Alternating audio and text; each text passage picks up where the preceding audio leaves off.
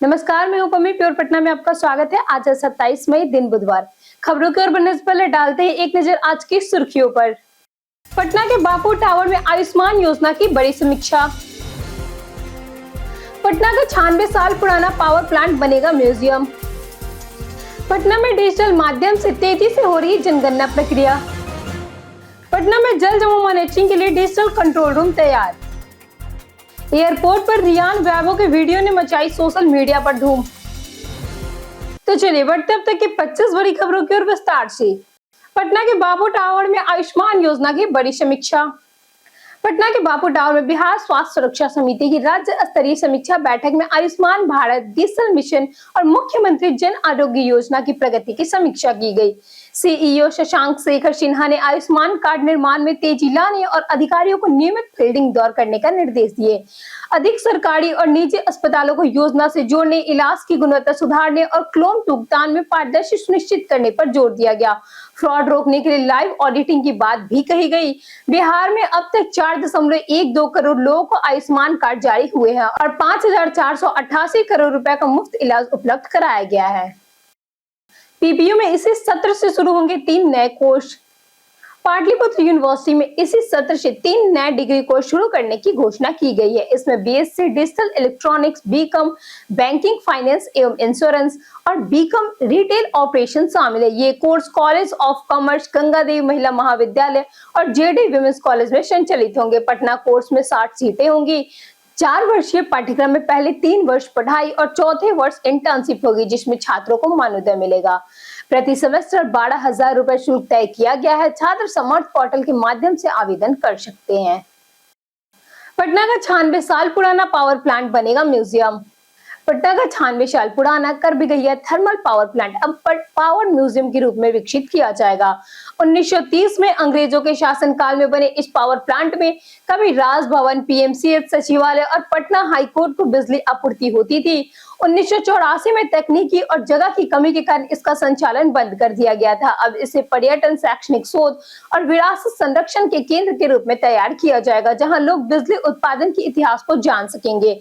Museum निर्माण के लिए बिजली लाइनें और सब स्टेशनों को शिफ्ट करने की योजना है, जिस पर करीब 1.45 करोड़ रुपए खर्च होंगे। पटना में डिजिटल माध्यम से तेजी से हो रही जनगणना प्रक्रिया। पटना में जनगणना 2027 के पहले चरण का मकान सूचीकरण और आवास गणना कार्य 31 मई तक पूरा किया जाएगा। जिला अधिकारी डॉक्टर त्यागरंजन एचएम ने समीक्षा बैठक में अधिकारियों को कार्य में तेजी लाने और दिशा निर्देश का पालन सुनिश्चित करने के निर्देश दिए। उन्होंने लोगों से सही जानकारी देने की अपील करते हुए कहा कि सभी आंकड़े पूरी तरह गोपनीय रहेंगे और किसी व्यक्ति का नाम पता सार्वजनिक नहीं होगा। डेटा सुरक्षित सर्वर पर इनक्रिप्टेड रूप में रखा जा रहा है। जनगणना के आंकड़े केवल विकास योजनाएं और सरकारी नीतियों के कारण उपयोग होंगे। पहली बार डिजिटल माध्यम और मोबाइल ऐप से डेटा संग्रह किया जा रहा है। एयरपोर्ट पर रियान वैभव के वीडियो ने मचाई सोशल मीडिया पर धूम। रियान पराग और वैभव सूर्यवंशी का एक मजेदार वीडियो सोशल मीडिया पर वायरल हो गया। एयरपोर्ट पर पेपरासी के फोटो खिंचवाने के अनुरोध पर रियान ने हंसते हुए कहा, हम कोई फिल्म स्टार नहीं है। इस पर 15 वर्षीय वैभव ने उन्हें फनी एक्सप्रेशन के साथ देखा, जिस पर खूब पसंद किया गया। राजस्थान रॉयल्स के हाल ही में मुंबई इंडियंस को हराकर प्लेऑफ में जगह बनाई।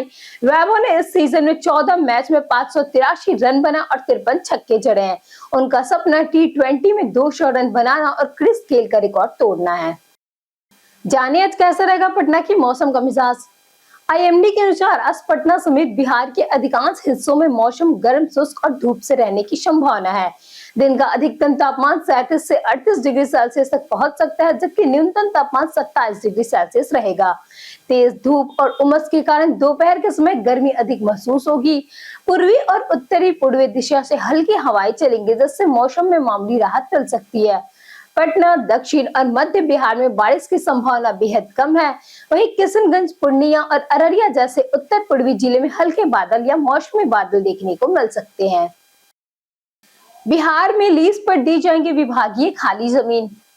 बिहार में पथ निर्माण विभाग अपनी खाली और अनुपयोगी जमीनों पर लीज पर देगा। विभाग का उद्देश्य जमीन को अतिक्रमण से बचाना और सरकार के लिए राजस्व बढ़ाना है। पथ निर्माण मंत्री ई शैलेंद्र ने अधिकारियों को निर्देश दिया कि सभी जिलों में विभागीय जमीन को पूरा ब्यौरा और नजरी नक्शा तैयार कर रिपोर्ट दी जाए। साथ ही यह योजना बनाई जाए कि जमीन किन कार्यों के लिए लीज पर दी जा सकती है। मंत्री ने विभागीय निरीक्षण भवनों पर अवैध कब्जे की शिकायतों पर भी कार्रवाई के निर्देश दिए और उन्हें विभाग के नियंत्रण में वापस लेने को कहा गया। IGIMS पटना में आयुष्मान योजना के नाम पर लाखों का गबन। Indira Gandhi institute of medical science में आयुष्मान भारत योजना के तहत लाखों रुपए की गबन का मामला सामने आया। आरोप है कि मरीजों को योजना लाभार्थी की जगह कैश बेसिस मरीज दिखाकर नगद वसूली और सरकारी फंड में हेराफेरी की गई। संस्थान के मुख्य प्रशासनिक अधिकारी की शिकायत पर शास्त्री नगर थाने में 4 कर्मियों के खिलाफ FIR दर्ज हुई। जांच कमेटी की रिपोर्ट में वित्तीय अनियमितता और रिकॉर्ड में हेराफेरी की पुष्टि हुई। आरोपियों ने कथित तौर पर अपनी भूमिका स्वीकार की है। आउटसोर्सिंग कंपनी ने संबंधित कर्मियों को हटाकर गबन की राशि वापस करने की बात कही है। बिहार विश्वविद्यालय में शुरू होगी विदेशी भाषाओं की पढ़ाई। बिहार के विश्वविद्यालय में अब फ्रेंच, जर्मन और स्पेनिश जैसी विदेशी भाषाओं की पढ़ाई शुरू होगी। राज्यपाल सैयद अता हसनैन ने विश्वविद्यालय को निर्देश दिया कि छात्रों को वैश्विक स्तर पर प्रतिस्पर्धा बनाने के लिए नई भाषाओं और आधुनिक कौशल पर ध्यान दिया जाए। विदेशी भाषाओं में मल्टीनेशनल कंपनियां, पर्यटन, शिक्षा और अनुवाद क्षेत्र में रोजगार के अवसर बढ़ेंगे। समीक्षा बैठक में युवाओं, खासकर छात्रों की सेना में कैरियर के लिए प्रेरित करने पर भी जोर दिया गया। राज्यपाल ने समय पर पाठ्यक्रम पूरा करने, शैक्षणिक कैलेंडर लागू करने और डिजिटल व्यवस्था मजबूत करने के लिए समर्थ पोर्टल के विस्तार की सराहना की है। पटना के पर्यटन स्थल में आज बात होगी इस्कॉन टेम्पल की। इस्कॉन टेम्पल पटना के प्रमुख धार्मिक स्थलों में शामिल यह भव्य मंदिर 2010 के दशक में निर्मित हुआ। मंदिर अपने विशाल संरचना और शांति आध्यात्मिक वातावरण के लिए प्रसिद्ध है। यहाँ स्थापित राधा कृष्ण की आकर्षक मूर्तियां श्रद्धालु और पर्यटकों के लिए मुख्य आकर्षण है। यह स्थान केवल पूजा अर्चना का केंद्र नहीं बल्कि क्षेत्रीय सांस्कृतिक और आध्यात्मिक परंपराओं को करीब से जानने का अवसर भी देता है। मंदिर परिसर में नियमित भजन कीर्तन और धार्मिक कार्यक्रम आयोजित होते हैं। बुद्ध मार्ग में स्थित यह मंदिर सुबह 4:30 से रात्रि 8:30 तक खुला रहता है और यहाँ प्रवेश पूरी तरह निःशुल्क है।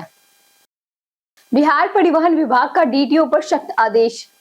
बिहार परिवहन विभाग ने DTO, ADTO और MVI अधिकारियों के लिए सख्त निर्देश जारी किए हैं कि छुट्टी पर जाने से पहले मुख्यालय को सूचना देना अनिवार्य होगा।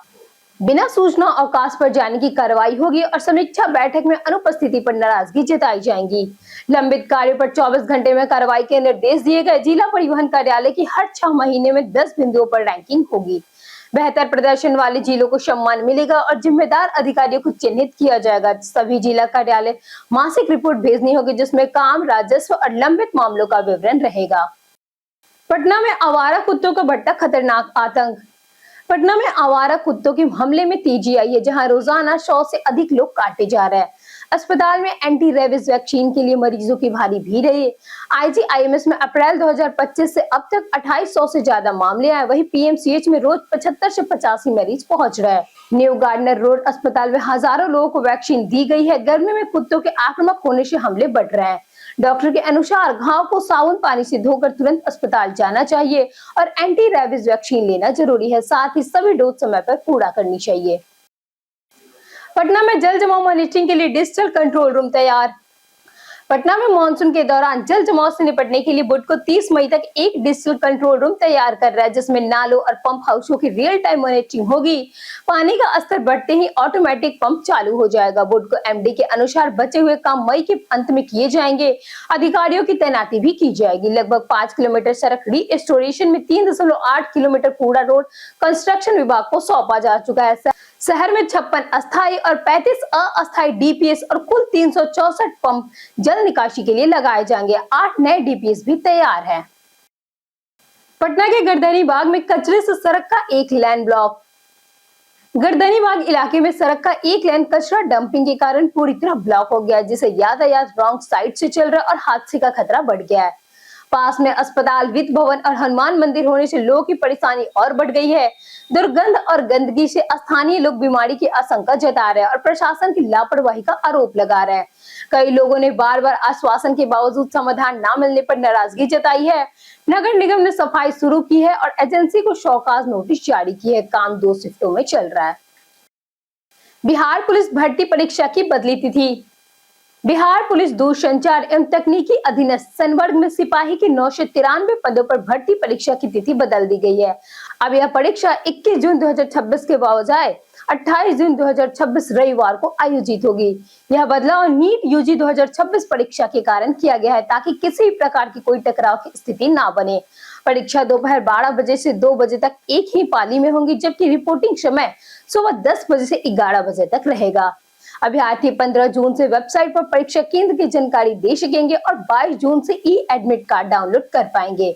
डुप्लीकेट एडमिट कार्ड 26 जून को पटना कार्यालय से लिया जा सकता है।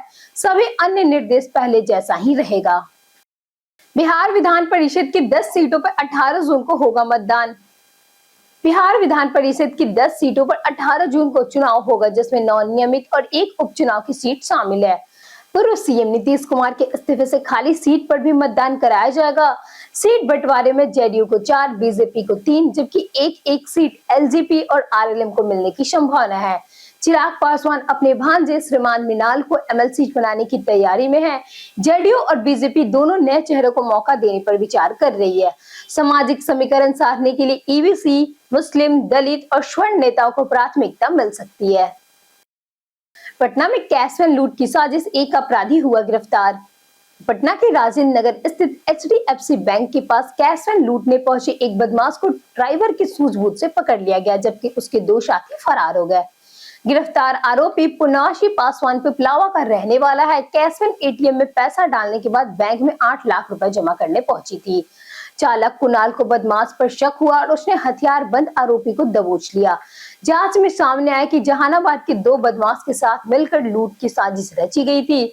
पुलिस ने पुनाशी के घर और ससुराल में छापेमारी कर 3 लोगों को हिरासत में लिया है। पटना में 95 लीटर शराब संग तस्कर हुआ गिरफ्तार। पटना जिले की नेवरा थाना पुलिस ने जैतपुर रेलवे लाइन के पास छापेमारी कर 95.25 लीटर अंग्रेजी शराब जब्त की। इस दौरान नौबतपुर के नगवा निवासी धीरज कुमार को गिरफ्तार किया गया, जबकि 6 से 7 तस्कर अंधेरे में फरार हो गए। पुलिस ने शराब तस्करी में इस्तेमाल हो रही 4 मोटरसाइकिल भी जब्त की है। थाना अध्यक्ष तकदीप राणा ने बताया कि फरार तस्करों की पहचान सीसीटीवी फुटेज से की जा रही है और उनकी गिरफ्तारी के लिए लगातार छापेमारी चल रही है। पुलिस का अभियान आगे भी जारी रहेगा। बिहार में 15 एक्सप्रेसवे बदलेंगे विकास और कनेक्टिविटी की तस्वीर। बिहार में 2.11 लाख करोड़ रुपए की लागत से 15 बड़े एक्सप्रेसवे और 4 लेन परियोजना पर तेजी से काम चल रहा है, जो राज्य की कनेक्टिविटी और विकास को बदल देंगे। गोरखपुर सिल्लीगुड़ी एक्सप्रेसवे से नॉर्थ ईस्ट से संपर्क मजबूत होगा, जबकि राम जानकी मार्ग धार्मिक पर्यटन को बढ़ावा देगा। पटना गया, पटना पूर्णिया और आमस दरभंगा जैसे कॉरिडोर यात्रा समय को काफी घटाएंगे। वाराणसी कोलकाता और रक्सौल हल्दिया एक्सप्रेसवे उद्योग निर्माता को गति देंगे। पटना रिंग रोड और मरीन ड्राइव ट्रैफिक कम करेंगे। इन परियोजनाओं से बिहार में यात्रा तेज, व्यापार आसान, रोजगार में, पर्यटन में बड़ा विस्तार होगा, जिससे राज्य का इंफ्रास्ट्रक्चर तेजी से बदल जाएगा। पटना सिटी अग्निकांड में झुलसे मासूमों की जिंदगी संकट में। पटना सिटी की संघड़ी पुआ गली में पारिवारिक विवाद के चलते हुए भीषण अग्निकांड में 3 लोगों की मौत हो गई, जबकि 2 मासूम बच्चे गंभीर रूप से झुलस गए हैं। पटना में आरोपी कन्हैया ने गुस्से में घर में आग लगा दी, जिससे परिवार तबाह हो गया। बच्चे की मां का इलाज एनएमसीएच में चल रहा है, जबकि दोनों बच्चों को बर्न अस्पताल में भर्ती कराया गया है। डॉक्टरों के अनुसार उनका इलाज लंबा चलेगा और लगभग 7 लाख रुपए का खर्च आ सकता है। स्थानीय प्रशासन, विधायक और कई समाज सेवियों ने आर्थिक मदद दी है, लेकिन इलाज के लिए अभी भी सहायता की जरूरत है। स्कॉर्पियो नहीं मिलने पर युवक ने लगाई गंगा में छलांग। पटना में स्कॉर्पियो खरीदने को लेकर पिता से विवाद के बाद 30 वर्षीय सागर कुमार ने गंगा में कूदकर छलांग लगा दी। पाटलिपुत्र थाना क्षेत्र के इंदिरापुरी निवासी सागर ने परिजनों से वीडियो कॉल पर बात करते हुए नदी में कूदने की जानकारी दी, जिसके बाद उसका फोन बंद हो गया। परिजन तुरंत खोजबीन में जुटे, तभी मरीन ड्राइव पिलर संख्या 46 के पास उसकी स्कूटी और जूता मिला। सूचना पर पुलिस और एसडीआरएफ टीम ने गंगा पर सर्च ऑपरेशन चलाया। बाद में सागर का शव बरामद हुआ। परिजनों के अनुसार वह डिप्रेशन में था और पहले भी आत्महत्या की कोशिश कर चुका था। बिहार में 2 दिन पर्यटन स्थल की सैर करेंगे अफसरकर्मी। बिहार सरकार ने बिहार दर्शन योजना के तहत सभी अधिकारियों और कर्मचारियों को हर 3 महीने में 2 दिन परिवार सहित राज्य के किसी अन्य जिले के पर्यटन स्थल पर जाने का आदेश दिया है। इस दौरान उन्हें 3 स्थलों का भ्रमण, रात्रि विश्राम और अनुभव का रिपोर्ट देना होगा, जिससे ड्यूटी अवधि माना जाएगा। सरकार का उद्देश्य पर्यटन को बढ़ावा देना और बिहार की संस्कृति से परिचय कराना है। हालांकि इस फैसले पर राजद ने तीखी आलोचना की है। प्रवक्ता मृत्युंजय तिवारी ने इसे सरकार की नाकामी बताया और कहा कि इससे प्रशासनिक कामकाज प्रभावित होगा और यह पर्यटन नीति समझ से परे है। सोनू मोनू केस में पुलिस कार्यशाला पर विपक्ष ने उठाए सवाल। बिहार के मोकामा में कुख्यात गैंगस्टर सोनू मोनू के घर में पुलिस छापेमारी के दौरान पुलिस कर्मियों की तलाशी का वीडियो सामने आने से विवाद खड़ा हो गया। इस पर मंत्री सुनील कुमार ने कहा कि यह नियम के तहत हुआ छापेमारी में पुलिस की भी तलाशी की जा सकती है ताकि कोई अवैध वस्तु ना हो। विपक्ष ने सरकार और पुलिस की कार्यशैली पर सवाल उठाए हैं। 24 मई की गोलीबारी और के बाद सोनू मोनू गैंग पर केस दर्ज हुआ और वे फरार है। पुलिस 8 जिलों में एसटीएफ के साथ छापेमारी कर रही है, लेकिन अब तक गिरफ्तारी नहीं हो सकी। रीतू जायसवाल बीजेपी में शामिल, राजद को लगा तगड़ा झटका। बीजेपी की राजनीति में बड़ा बदलाव तब देखने को मिला जब राजद की पूर्व महिला प्रदेश अध्यक्ष और प्रवक्ता रीतू जायसवाल ने बीजेपी ज्वाइन कर ली। पटना स्थित बीजेपी कार्यालय में आयोजित कार्यक्रम में बिहार बीजेपी अध्यक्ष संजय सरोगे ने उन्हें पार्टी की सदस्यता दिलाई। रीतू जायसवाल पहले राजद की तेज तर्रार नेता मानी जाती थी और अब तेजस्वी यादव की करीबी समझी जाती थी। टिकट नहीं मिलने के बाद उन्होंने निर्दलीय चुनाव लड़ा, जिसमें हार के बावजूद उन्हें राजद उम्मीदवार को नुकसान पहुंचाया। 2020 विधानसभा और 2024 लोकसभा चुनाव भी वह हार चुकी है। बीजेपी में शामिल होने से पहले उन्होंने सोशल मीडिया पर शांतिपूर्ण तरीके से कार्यक्रम में शामिल होने और ईंधन बचाने की अपील की थी। बिहार के 1600 युवा साइबर गुलामी जाल में फंसे। बिहार के लगभग 1600 युवा अच्छी नौकरी के लालच में थाईलैंड, म्यांमार, कंबोडिया और अन्य दक्षिण पूर्व एशिया देशों में गए, लेकिन अभी तक वापस नहीं लौटे हैं। आशंका है कि इन्हें साइबर गुलामी में फंसाकर अवैध कॉल सेंटरों में काम कराया जा रहा है, जहां उनके पासपोर्ट जब्त कर लिए गए हैं और उनसे साइबर ठगी करवाई जा रही है। ईओयू और अन्य एजेंसियां जांच कर रही है। गोपालगंज, सीवान और मोतिहारी के युवक सबसे ज्यादा प्रभावित हैं। इस मामले में 39 संदिग्ध ट्रायल एजेंसियों पर मानव तस्करी और धोखाधड़ी की जांच जारी है। बीते दिन हमारे द्वारा पूछे गए सवालों का जवाब आप लोगों में से बहुत लोगों ने हमारे कमेंट सेक्शन में लिखकर दिया है। जिन्होंने हमारे द्वारा पूछे गए सवालों के जवाब दिए हैं उनके नाम है राकेश मिश्रा, अमरजीत कुमार, संजीव कुमार, प्रवीण शर्मा, रीना कुमारी, शालिनी कुमारी, राधा साहू, रेणु वर्मा और अनु सिंह। इसी के साथ बढ़ते हैं आज के सवाल की। और आज का सवाल है, गर्मी से बचने के लिए आप कौन कौन से तरीके अपनाते हैं? आप अपना जवाब हमें हमारे कमेंट सेक्शन में लिखकर जरूर बताएं। आज के लिए इतना ही। बिहार के तमाम खबरों के साथ बने रहने के लिए देखते रहिए प्योर पटना। और साथ ही अगर आप यूट्यूब चैनल पे देख रहे हो तो चैनल को सब्सक्राइब करें, और अगर आप फेसबुक पेज पे देख रहे हो तो लाइक और फॉलो जरूर करें।